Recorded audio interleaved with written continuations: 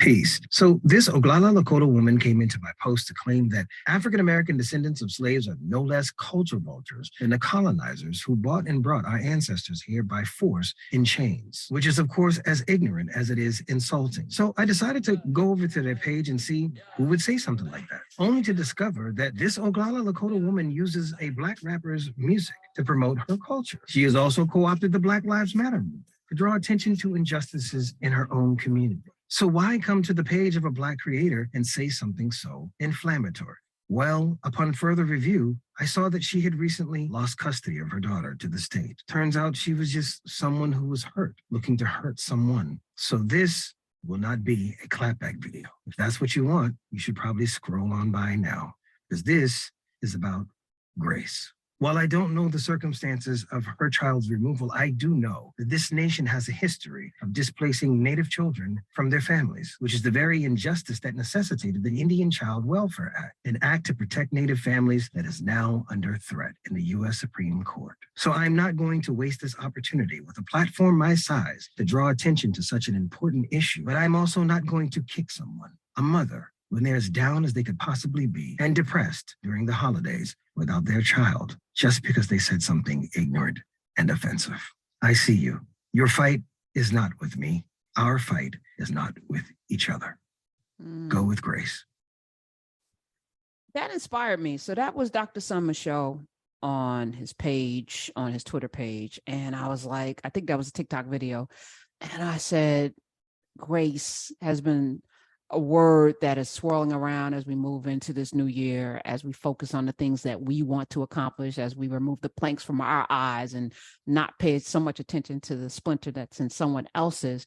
We also need to leave space for grace, meaning that everything can't be offensive to the point that we cancel people. We can chew up the meat and spit out the bones on a host of things, or banish and ignore. Well, all of this clapping back and all of this, I got snatched edges and all of the edges and all of the flaming and all of the eating that we're doing of one another can't be part of our journey.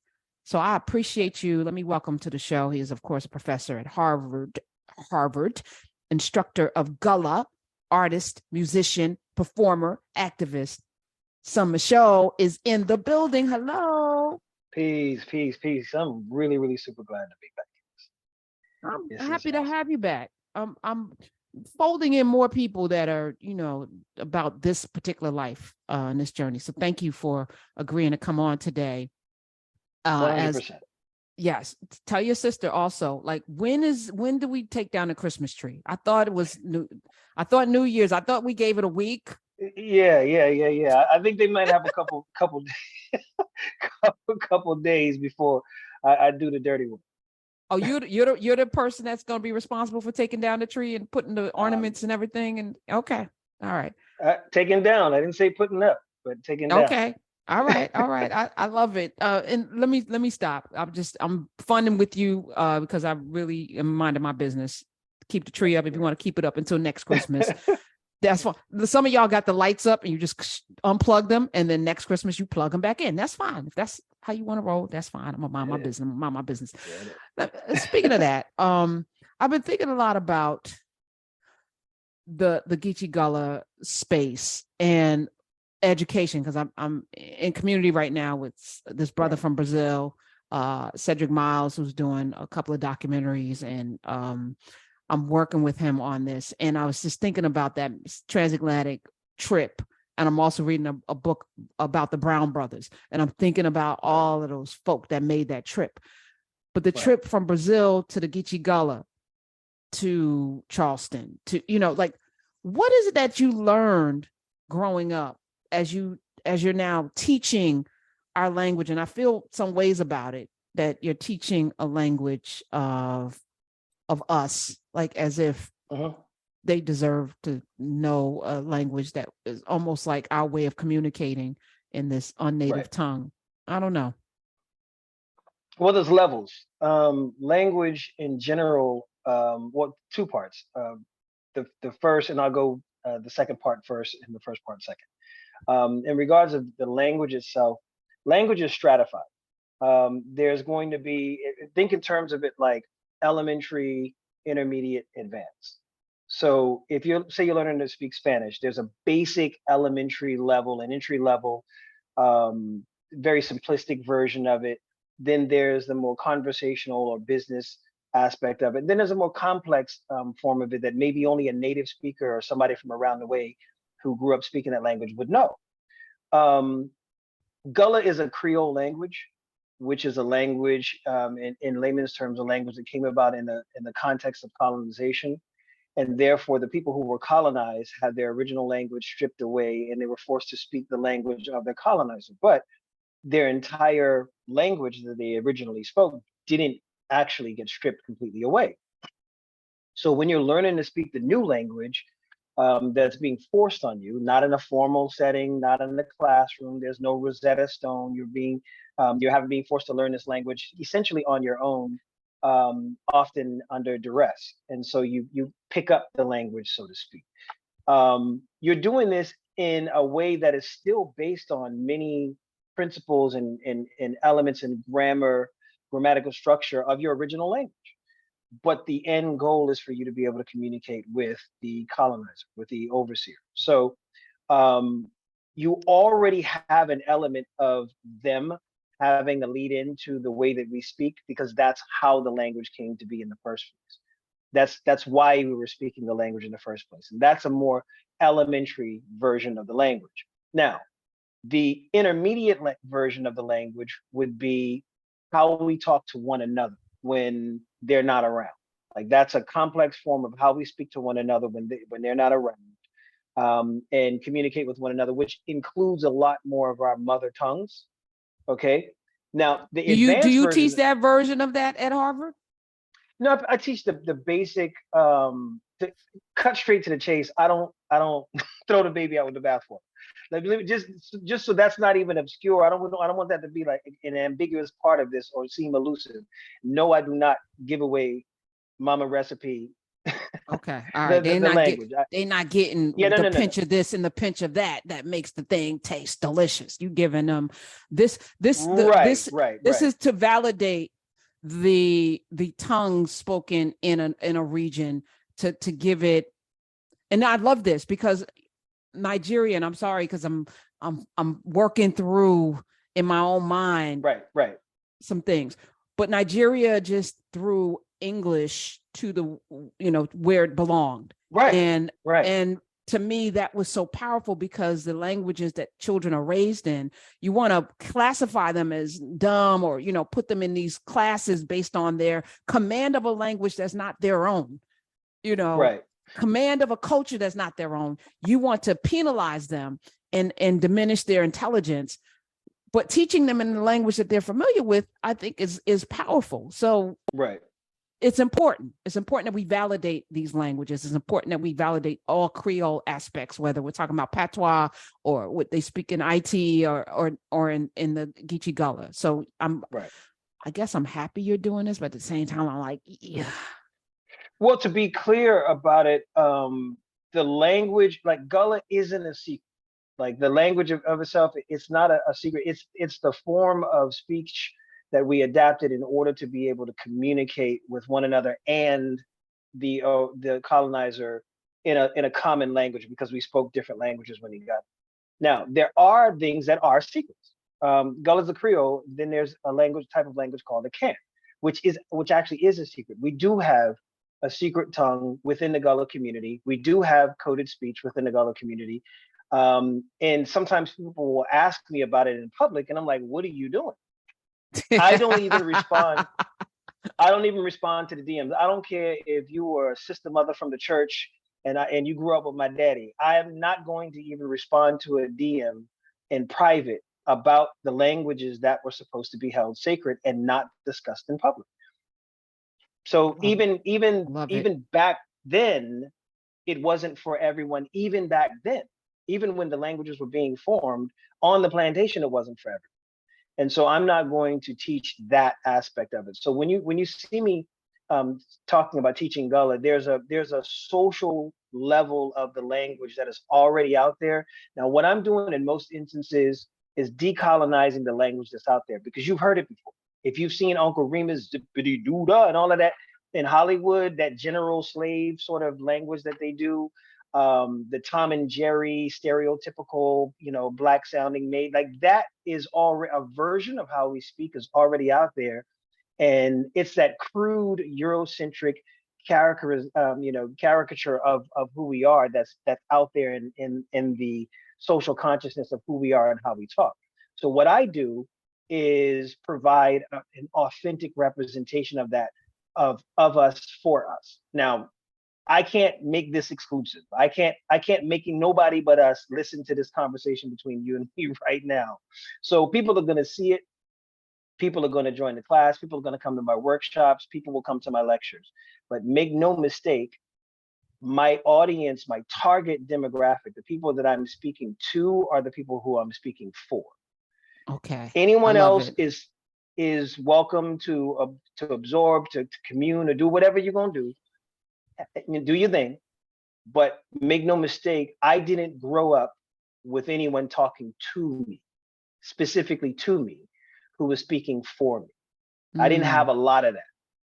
So you there are are lots in the of gap. I'm trying to stand in the gap. That's essentially what I'm trying to do, is stand in the gap between where I was and where I want my nephews and nieces to go.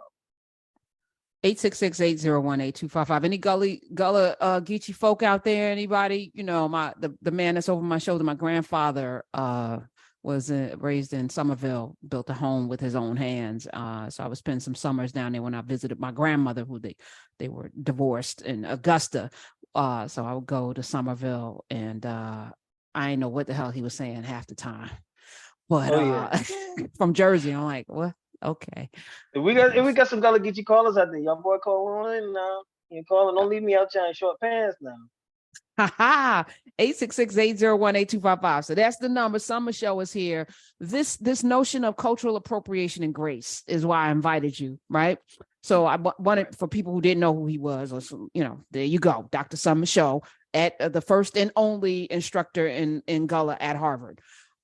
This notion of grace to give to people, and I'm thinking deeply about taking on the music industry, particularly K-pop and all of these other folk that have built whole entire $billion+ industries off of imitating, not even greatly, us. Right. And we get none of that. Once again, I mean, I had to endure Backstreet Boys and NSYNC. I had to endure them. Now it's K-pop. Like, what is our response to this? How do we, and I guess, imitation is flattery, except when it comes in the form of people that also have some problematic views of Black people. Like, you can't love our rhythm and and not take the blues with it. Like, don't be stealing the stuff and then treating us like, no, that's not going to happen. So, well, let me trip you out though, because there's a version of what you just described happening in linguistics too. There are people who non-Black linguists and people who are not from the culture of the language that they're discussing, who will center themselves in a conversation about African American English, or center themselves in a conversation about Jamaican patois, about Gullah Geechee, and people will gravitate towards them for the answers about our language because the white man ice is cold. And instead of saying, well, let me tag you to Sunn, who actually is Gullah Geechee, with that answer. Let me tag you to this person and that person who can speak not only from a perspective of expertise, but also firsthand perspective. They soak up all the likes, all the views, all the ad dollars, and continue to allow themselves to be the go-to for other people's culture. Now, don't get me wrong. You as a linguist should be able to and have at it. Talk about whatever language that you want to talk about. But I think that there's a social political element that's happening with language right now, almost a renaissance, a new curiosity of people finding identity in things other than their complexion. They're finding identity in culture and language and verbiage and slang, and we're finding ways to identify ourselves as a collective, and even on an individual basis, but as a collective, most definitely through the way that we communicate. When you know that, and you then decide that you're going to center yourself in that effort as an expert on something that could be an opening for someone else to represent authentically, then that to me is a form of appropriation in a sense. And getting back to what you said about the music, I just recently did a lecture for the Harvard English department that was titled Black English is Rock and Roll, talking about the exact same thing that you're talking about, which is there's a culture of appropriation, a culture of co-opting things that are Black. And when they become successful, when they become mainstream, when they become popular, then they become something other than Black. They become, internet slang. They become, when speaking of the rock and roll thing, is suddenly the king of rock and roll is Elvis. It could never be Rosetta Thorpe. It could never be Little Richard. It could never be Chuck Berry. It's always it's Elvis. We already had a God MC in Rakim Allah, but then after a while, the rap God became Eminem. And after a while, you start to ask yourself, what do all of these people who became the king of things that we created have in common? And it's obvious. And that's not to say that these people themselves, before a lot of stands get into comments talking, oh, Eminem gave credit to Black creators. I'm not talking about Eminem. I'm talking about the way that these people ascend to the paramount of Black creation is not specifically through themselves alone, but through the populace, the majority white populace, who crowned them Tarzan of the jungle. And guess who are the apes? And their minds. And that's what I'm saying. We don't need any more Tarzan. We are already the king of the jungle. We good. We don't need any Tarzans or Jane of the jungle. We don't need that. And now they got Harry Styles, King of Pop. I was like, y'all doing way too much. And Billboard just put out a list of 100 singers, and clearly the person that wrote the list knows nothing about what singing is. I'm gonna have fun with that on Friday. But I'm like, the challenge is, though, because media by and large is not controlled by us. I keep thinking about the great journalist Charles Loeb, who was working for a Black press in Pennsylvania, telling the world that the nuclear bombs that we dropped on Japan would have lasting effects on the people, while the New York Times was saying, oh, there's nothing wrong with this. Radiation is not a problem. And he's like, no, I went to medical school and this is what it's going to do. And we keep being the ones to tell the world what it is and not being heard. And I'm like at a point right now, son, where I'm like, I like calling you son, where maybe we should do like you do with the language. And it's like, you only get a piece of it, but you're not going to get the secret sauce of anything, including, how we disseminate information. I don't know how we do that, though. It's difficult. I think that one of the things that's happened is people have allowed the wrong people to define what gatekeeping is. Imagine you're trying to an actual literal physical gate. Imagine there's a physical gate around your community that you use to protect your community and decide what gets in and out for the preservation of your culture within that community. And you allow people who are not in the community to determine who works the gate, the shifts, what gets let in and out, whether or not it's a good job, a prestigious job, or how it's perceived. Like, why are you even doing that? Why are you even concerned with other people's opinion of your gate or your gatekeeping, and letting them define it, to the point where we become self-conscious and say, oh, well, I'm not into gatekeeping, or I'm not trying to gatekeep this. Like, we start turning down, like, well, I'm more than just Black, and I'm like, look, I get it. I understand it. And believe me, I got Black people on me right now for for saying that Blackness as we know it is a byproduct of white supremacy, which it is, because white people created race in the first place, and therefore Blackness in the second place is a byproduct. Why are you saying that fast though, son Michelle? Because I listen. I am in the comments. Repeat that slowly. Blackness as we know it is what now? It is a byproduct of white supremacy. It is what it is. Now, y'all, people get mad if they want to. Let's call it what it is. Okay. Now let's be clear here. At the end of the day, before race existed, we did not describe ourselves. We did not collect ourselves as by race or by complexion. People will say, how can Black people sell Black people in Africa? Because they didn't see themselves as Black people in Africa at that time. They were rival tribes. They were warring nations. They didn't say, oh, we're not going to do this to one another because we're both Black, because there was no concept of Black. So what we're doing is we're retroactively applying this very post-colonial perspective of race onto people in the retrospect and judging them based on the chattel slavery that white people created that was unlike the servitude that came before it. Now, I'm not a fan of any form of forced servitude, so I'm not a champion for pre-colonial servitude. I'm just saying, let's not be disingenuous and pretend that people who are doing this to one another based on rival interests as tribes and nations is the same thing as you doing it to someone simply because of their complexion or their aesthetic, and they're bound to it for life because of your bigotry. That's a different thing.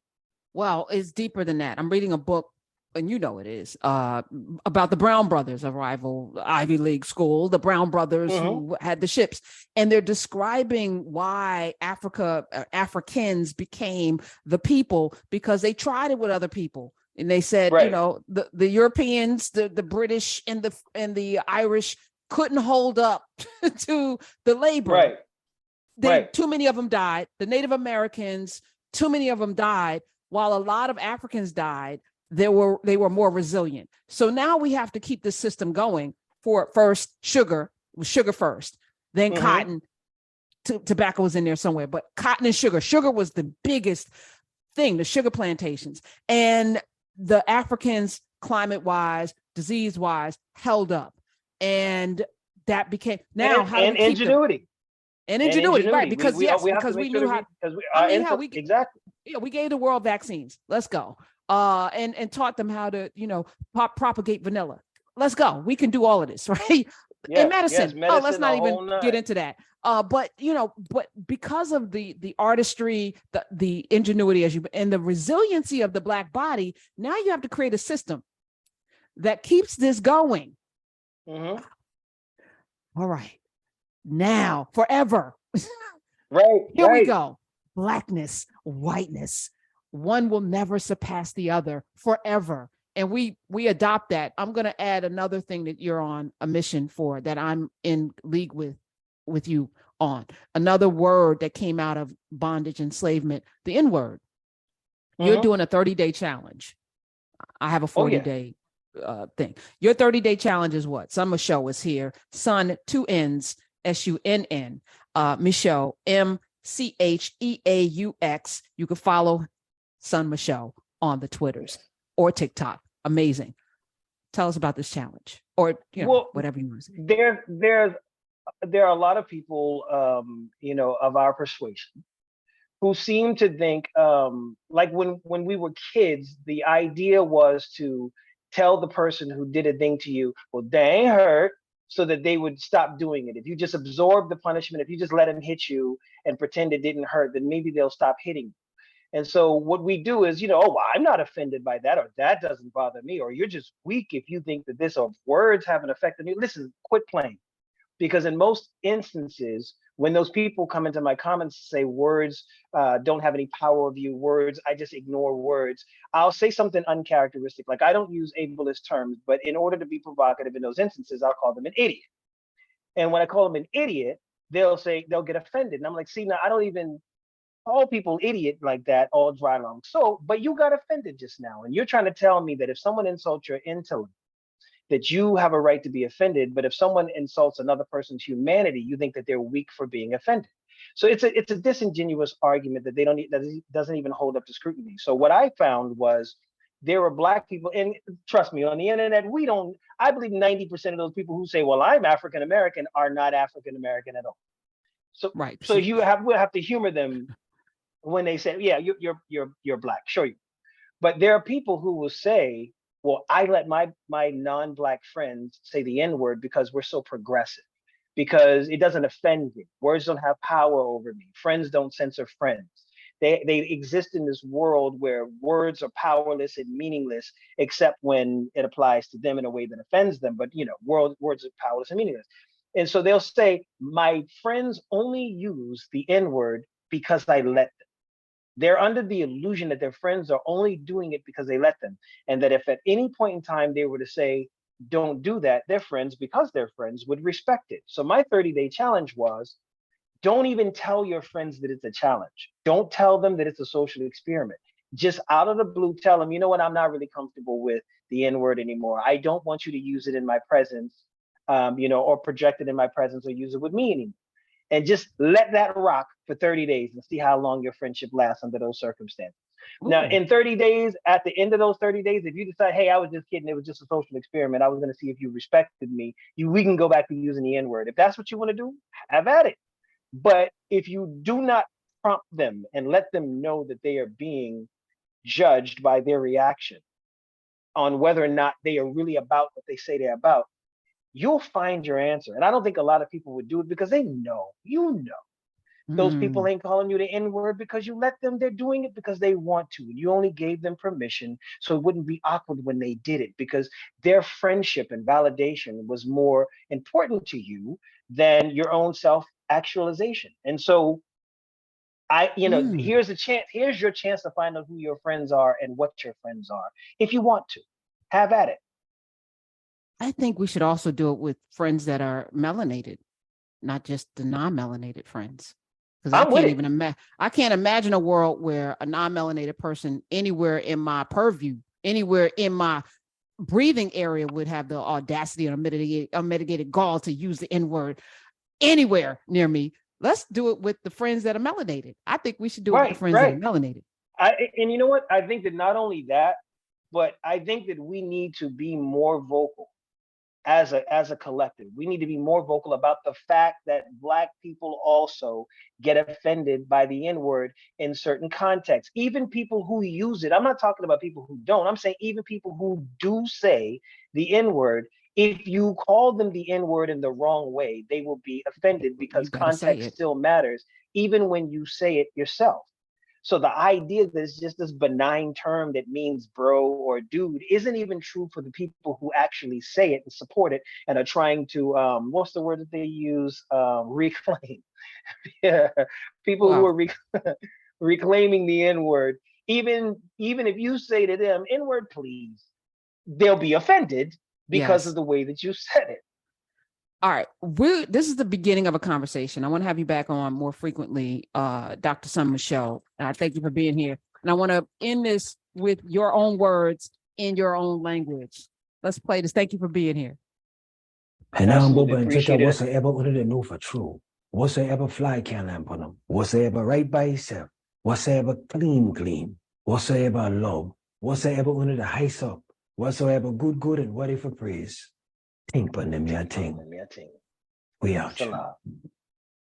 Yes. And we have a new outro for this hour. Smith, thank you for that. Thank you, Dr. Sunn. Appreciate it. I said, empty your mind. Be formless, shapeless, like water. Now you put water into a cup, it becomes the cup. You put water into a bottle, it becomes the bottle. You put it in a teapot, it becomes the teapot. Now water can flow or it can crash. Be water, my friend.